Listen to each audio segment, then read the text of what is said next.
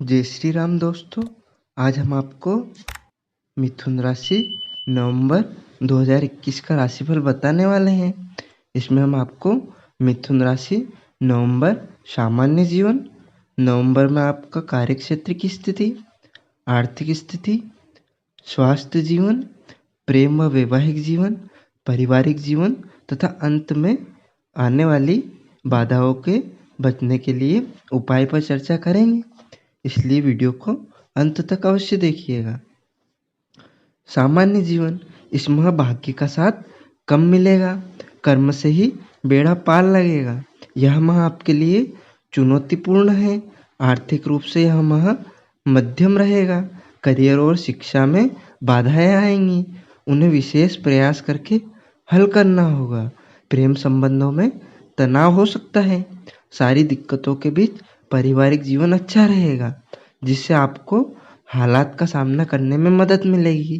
स्वास्थ्य की दृष्टि से यह समय अच्छा रहेगा। कार्यक्षेत्र, इस समय दशम भाव यानी कर्म के स्वामी ग्रह और भाग्य के स्थान स्वामी यानी भाग्येश दोनों अष्टम भाव में होंगे।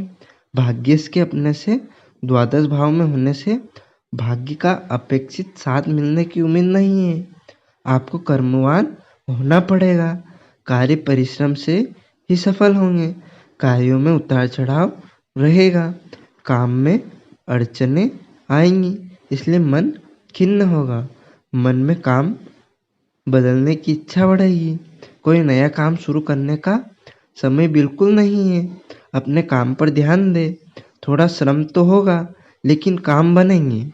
20 नवंबर को बृहस्पति के नवम भाव में जाने से स्थितियों में तेजी से सुधार हो सकता है। नौकरी पेशा लोगों के लिए ट्रांसफर प्रमोशन की चर्चा हो सकती है।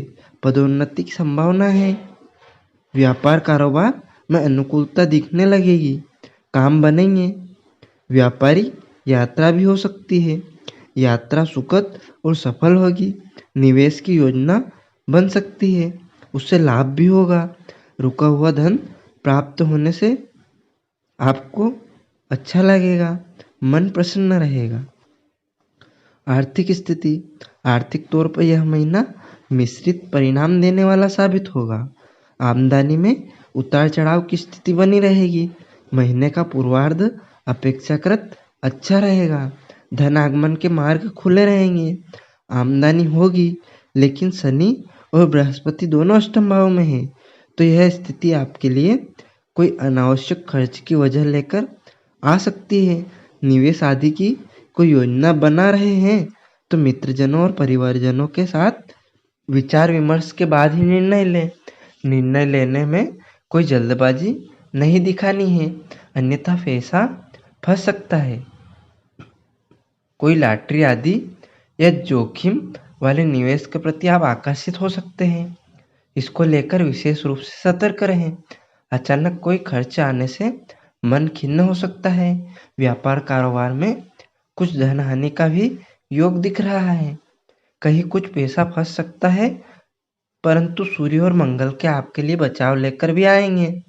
दोनों की एकादश भाव पर दृष्टि होने से आमदनी में निरंतरता भी बनी रहेगी। अपनी बुद्धि और पराक्रम से आप आय के कुछ नए स्रोत बनाने में भी सफल हो सकते हैं। 20 बस फिजूल खर्ची को लेकर सतर्क रहना है। परिजनों के स्वास्थ्य आदि पर कुछ खर्च हो सकता है। कुल मिलाकर समय आय की दृष्टि से ठीक ठाक ही रहेगा।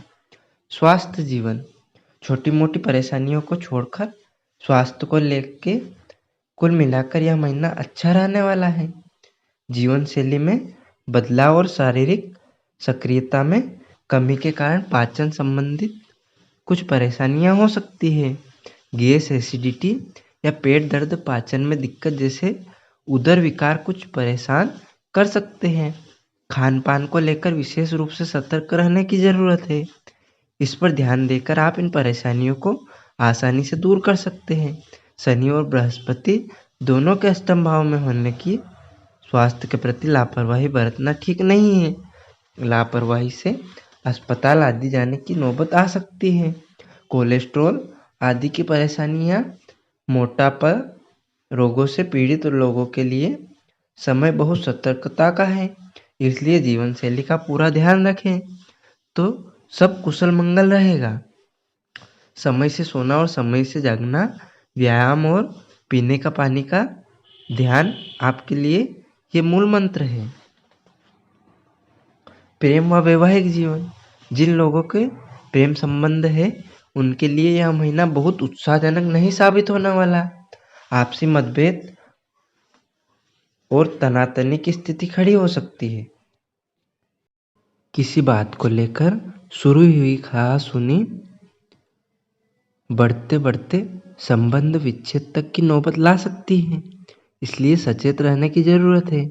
विवाहित लोगों के लिए भी दाम्पत्य सुख की दृष्टि से यह माह अच्छा नहीं रहेगा। जीवन साथी के साथ अनबन हो सकती है। छोटी मोटी बातों को अनदेखा करने की कोशिश करें।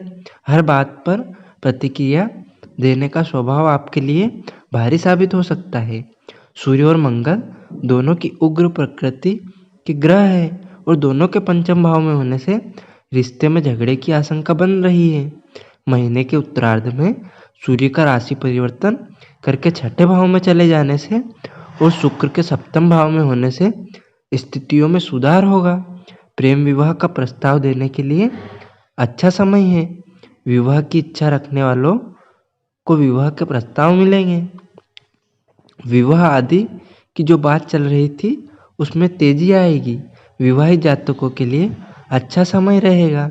सप्तम भाव में शुक्र की स्थिति दाम्पत्य जीवन में रस घोलने का काम करेगी। पुराने मतभेद दूर होने शुरू होंगे। प्रेम संबंधों में मधुरता आएगी। विवाहित लोगों को दाम्पत्य सुख मिलेगा। संतान पक्ष को लेकर कोई चिंता हो सकती है। संतान की पढ़ाई या स्वास्थ्य आदि को लेकर कुछ परेशानी हो सकती है। पारिवारिक जीवन, परिवार जीवन के लिए यह महीना कुल मिलाकर आनंददायक रहने वाला है। महीने की शुरुआत में बुध की चतुर्थ भाव में स्थिति रहेगी, इससे घर का सुख मिलेगा। घर परिवार में मधुरता का वातावरण रहेगा। किसी मांगलिक आयोजन की चर्चा हो सकती है। परिजनों के साथ मेल मुलाकात बढ़ेगी। परिवार के साथ ज़्यादा और सुखमय समय व्यतीत होगा। मन प्रसन्न रहेगा। शनि और बृहस्पति की दृष्टि दूसरे भाव पर होने से तथा बृहस्पति की द्वितीय भाव और चतुर्थ भाव पर दृष्टि होने से परिजनों के कारण आय के नए स्रोत खुलने की भी संभावना बढ़ेगी। उपहार आदि प्राप्त हो सकते हैं।